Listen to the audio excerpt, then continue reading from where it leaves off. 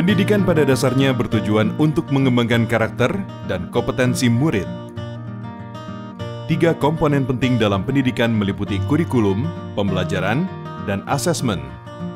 Asesmen diperlukan untuk menilai efektivitas pembelajaran dan ketercapaian kurikulum.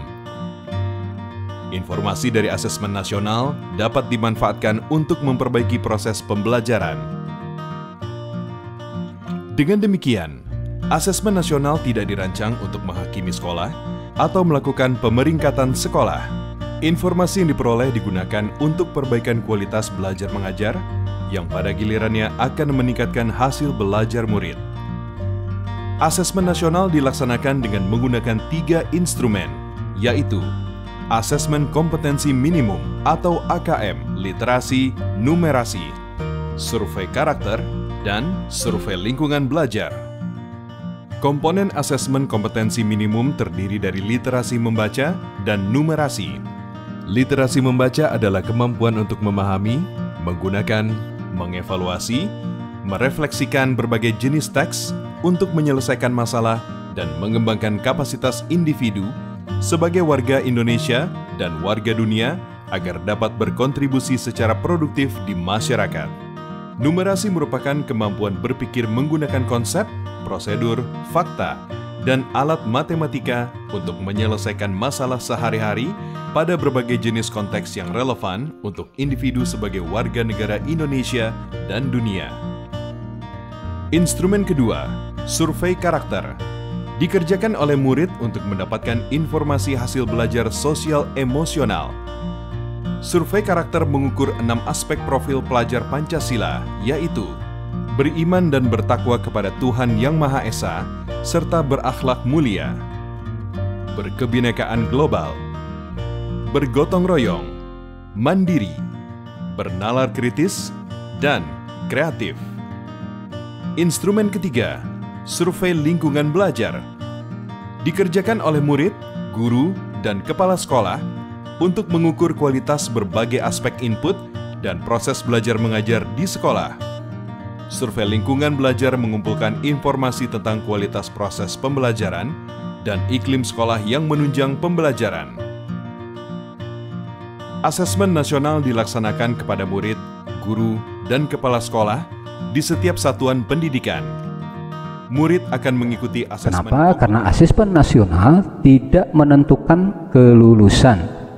Oleh karena asesmen nasional diberikan kepada peserta didik bukan di akhir jenjang satuan pendidikan.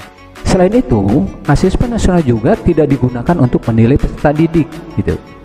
Jadi bukan ukuran penilaian seorang siswa. Kemudian yang kedua, asesmen nasional juga tidak akan membuat skor atau nilai peserta didik secara individual, seperti halnya ujian nasional. Ya. Jadi si A, si B itu tidak ditentukan nilai skornya oleh asesmen nasional, karena asesmen nasional bukan menilai itu. Kemudian yang terakhir, bahwa asesmen nasional tidak terkait dengan kelulusan peserta didik. Mungkin ini yang harus lebih dipahami Bapak dan Ibu sekalian. Nah itu kalau berkaitan dengan siapa? Dengan kelulusan siswa. Kemudian Bapak dan Ibu sekalian, selanjutnya siapa yang menjadi peserta asesmen nasional? Kan begitu pertanyaannya. Nah, yang menjadi peserta asesmen nasional terdiri dari ini seluruh jenjang, dari mulai kelas 5, kemudian kelas 8, dan kelas 11.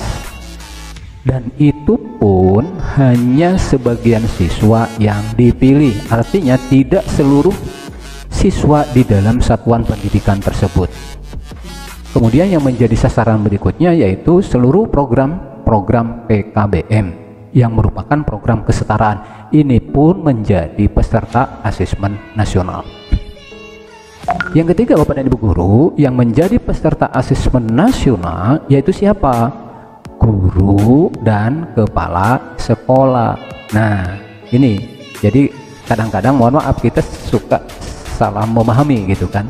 Jadi antara AKM dan asesmen nasional. Kalau asesmen nasional, guru dan kepala sekolah pun menjadi peserta wajib selain daripada siswa gitu. Nah Informasi dari peserta didik, kemudian dari guru dan kepala sekolah. Jadi dari ketiga komponen ini yang didapat hasil dari asesmennya, apa harapannya? Yaitu akan memberikan informasi yang lengkap tentang apa kualitas proses dan hasil belajar di setiap satuan pendidikan.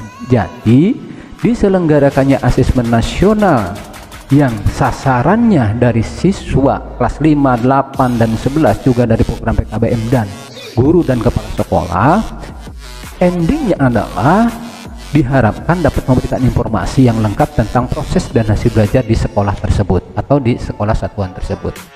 Pertanyaannya Bapak Ibu sekalian, instrumen. Nah, di sini dilihat ada sebuah perbedaan antara ujian nasional dan AKM gitu kan. Dari jenjang penilaian, yang pertama dari jenjang penilaian, ujian nasional terdiri dari SMP, MTS, SMA, MA, dan SMK. Tuh, kalau program ujian nasional. Tetapi di AKM itu seluruh jenjang, SDMI, SMP, MTS, SMA, MA, dan SMK. Ya. Kemudian dari level murid atau level siswa. Di level siswa, ujian nasional diselenggarakan pada tingkat akhir, sedangkan AKM itu diberikan pada kelas 5, kelas 8, dan kelas 11. Itu, Bapak dan Ibu. Yang ketiga ada subjek murid, ya. Kalau ujian nasional sensusnya itu seluruh siswa, pesertanya itu seluruh siswa. Sedangkan kalau di AKM sensusnya yaitu ada sekolah dengan sampel murid gitu. Jadi beda. Kalau di sini lebih kepada hasil individu ujian nasional, tapi kalau di AKM adalah endingnya adalah sampel murid untuk mengukur sensus sekolah. Kemudian Bapak dan Ibu, yang keempat, tingkat atau jenis tes. Di ujian nasional itu menggunakan high stake, sedangkan di AKM menggunakan low stake. Nah, itu yang membedakan dari tingkat jenis tesnya, ya. Kalau UN itu high stake, yaitu tes yang berisiko tinggi ibaratnya, ya, artinya kadang-kadang menjadi penentu kelulusan gitu kan. Tapi kalau di low stakes itu berisiko rendah secara arti kata. Tapi di sini karena AKM sekali lagi bukan penentu kelulusan. Kemudian yang model soal di ujian nasional itu terdiri dari pilihan ganda dan isian singkat, misalnya matematika SMA dan SMK. Nah, tetapi apabila di AKM model soalnya seperti apa? Model soalnya ada pilihan ganda, ada pilihan ganda kumulatif, ada mencontohkan, ada isian singkat, dan ada uraian. Ini bedanya, ya. Kalau di sini kan mengandalkan pilihan ganda saja.